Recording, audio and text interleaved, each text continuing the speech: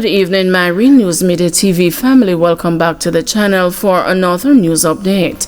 And in the news this evening, dancer DHQ Chicken gunned down in Manchester. Police are probing the murder of a dancer at a bar in the Richmond district in Manchester on Thursday morning. Police named the woman as 26-year-old Britannia Francis, who goes by the alias DHQ Chicken, a resident of Brinkley District near Junction in St. Elizabeth. A police report said about 1:30 a.m., Francis was at the bar in Richmond, south of Mandeville, along with the establishment's operators when they were closing up to leave, and loud explosions were heard. Francis was found suffering from gunshot wounds, and one of the windows in the door of a Toyota Voxy was also shattered by a bullet. Francis was rushed to the hospital, where she died while undergoing treatment. Statistics from the police show that, up to Saturday, May 3, there were 5 murders compared with 13 for the corresponding period last year in Manchester. This latest incident increases the number of people murdered in the parish to 6 so far this year. Man sentenced to 6 months at hard labor after escaping court custody. A man who escaped police custody at the Kingston and St. Andrew Parish Court in September last year, injuring a female police officer in the process, was on Tuesday sentenced to 6 months imprisonment at hard labor. The accused, Shamari Johnson, had been in police custody in connection with an assault matter. According to a report read in court by the investigating officer, the incident occurred on September 26, 2024. He recounted that while making his way to the holding area, he heard people shouting, "Catch the prisoner," and the prisoner escaped. Upon arriving at courtroom 7, where Johnson had been sent, he realized that the prisoner was missing. During his escape, Johnson reportedly pushed and injured a female police officer. Police officers chased Johnson along Maxfield Avenue, where he was eventually apprehended. He was later charged with escaping custody and assault occasioning bodily harm. Johnson pleaded guilty to the charges on November 20, 2024. In court, Johnson's attorney explained that his client fled because he was terrified at the prospect of being remanded by the judge. The circumstances were aggravating, said the presiding judge Sancho Borrell. "You were before a judge in the criminal court, and you were there on a warrant, which means that you have shown scant regard for your obligations to the court." Judge Borrell further remarked that Johnson's decision to run from the court demonstrated a refusal to submit to its jurisdiction. Although his early guilty plea reduced the sentence from 12 months to 5 months, Borrell imposed a 6-month sentence at hard labor due to the serious nature of his actions. Man killed in car crash in St. Elizabeth. A motorist on Wednesday died after his car crashed and overturned in Brompton, St. Elizabeth. He has been identified as 32-year-old Kimarley Rowe of Kilmorey District in Brompton. Reports are that around 10:15 a.m., Rowe was driving a Nissan AD wagon along a roadway when he allegedly lost the control of the vehicle, which overturned. He was assisted to the Black River Hospital, where he was pronounced dead. The Black River Traffic Department is probing the matter. Stakeholders renew call for Manchester Parish Court to be relocated. Members of the judiciary and other stakeholders are renewing the call for the Manchester Parish Court to be relocated from its cramped quarters at the James Warehouse complex. The issue was again raised at a ceremony to mark the inaugural Judiciary Day on Wednesday that was observed as all courts across the island to, among other things, celebrate the milestones of the Jamaican judiciary. Senior Parish Court Judge Natalie Brooks highlighted the significant improvements that have been made in the court system to meet the growing needs of Manchester residents. But Justice Brooks said the court is faced with deficiencies such as inadequate parking at the James Warehouse complex. The James Warehouse Plaza cannot hold. There is insufficient parking, and therefore we cannot house everything there. So we have taken the court to the people.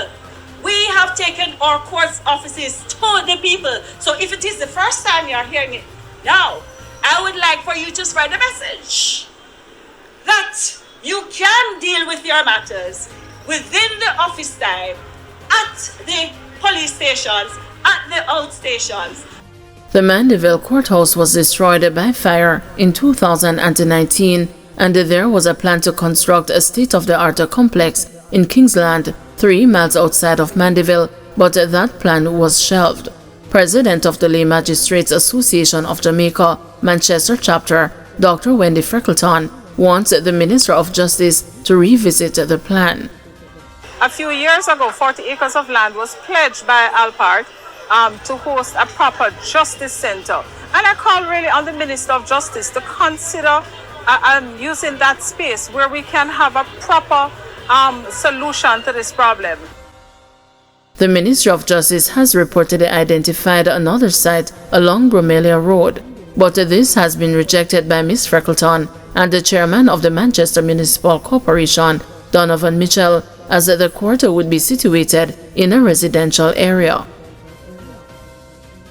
Corporal charged in Mario Dean case declares innocence in unsworn statement. Corporal Elaine Stewart, one of the 3 cops charged in relation to the 2014 death of Mario Dean, today gave an unsworn statement in which she declared that she would have never caused harm to Dean or other inmates under her supervision. Stewart, who is on trial in the Westmoreland Circuit Court alongside the constables Juliana Cleavon and Marlon Grant, told the presiding High Court Justice Courtney Day that she fairly and honestly carried out her duties as the officer in charge of the Barnett Street Police Station lockup, where Dean was beaten while in custody there on August 3, 2014 for possession of a ganja spliff. In her unsworn statement, Stewart recounted that on the day of the incident, Dean behaved boisterously during efforts to process his bail and that he openly declared that he did not like the police. She said that Dean was subsequently taken back into custody to give him a chance to calm down so his bail process could be completed. Stewart also condemned as a false earlier witness testimony from an inmate who had previously told the court that she verbally abused Dean and ignored the other inmates' calls for help when Dean was beaten. She told the court that the inmate's testimony about having been in the 3rd cell on Dean's cell block was also untrue, as that cell was one of 2 that were out of commission at that time. Stewart is charged with perverting the course of justice under allegations that she ordered the cleaning of the cell where Dean was beaten prior to the arrival of investigators from the Independent Commission of Investigations.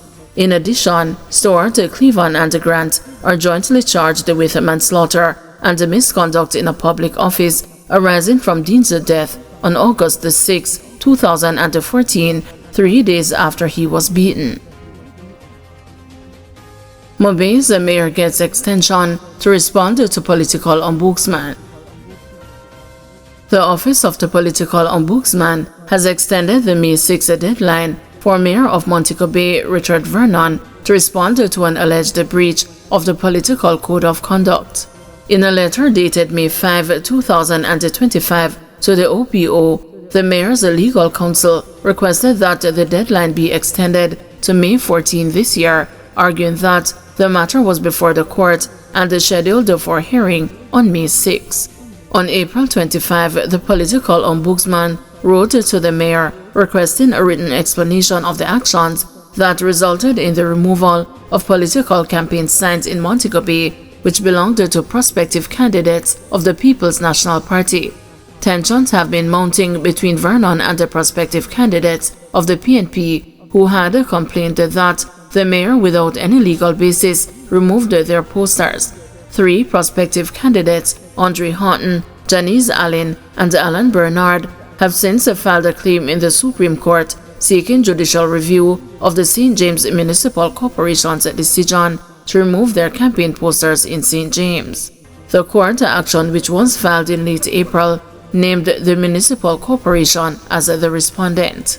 In addition to a judicial review of the decision, they are asking the court to quash the decision of the corporation to remove their advertising boards.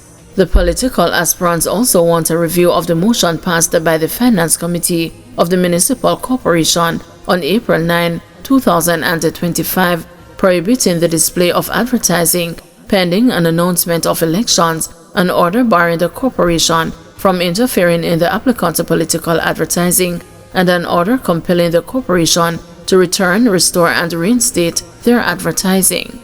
The three are also seeking general and aggravated damages.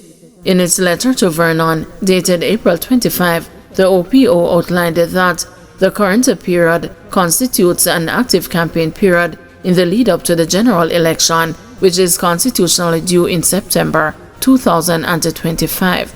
Further, the OPO said guidance on the commencement of the campaign period is provided under Section 2.1 of the Representation of the People Act 2016. Thank you everyone for watching. See you tomorrow morning at 6 a.m. for another news update.